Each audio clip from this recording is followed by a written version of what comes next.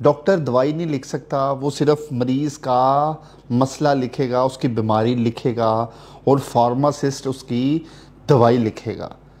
चलें ठीक है भाई, आपकी बात मान लेते हैं।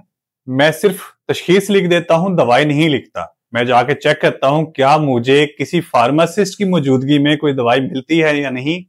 आइए चेक कर लेते हैं। अस्सलाम वालेकुम। हाँ, ये देखिएगा जरा, उसका टिश्यू तो तंग आ गया हूं, काफी देर से मुझे मिल ही नहीं रही। आपको वहीं से पता करें जिसमें दस्तान लिखवाई है ना, वहीं से पता चला था। वो ना पहले इस तरह लिख देते हैं। मुझे भाई ने बताया कि सिर्फ बीमारी का नाम लिखा हुआ है, पहले बीमारी का नाम लिख देते हैं, उनके सोर्स से ही ना मिल जाती होती है, मेडिसिन खुद दे देते हैं। हमारे से नहीं मिलेगी, उसके पास से पता करें। अच्छा, इस बीमारी के अकॉर्डिंगली मेडिसिन नहीं मिलेगी? बस वहीं से मिलेगी।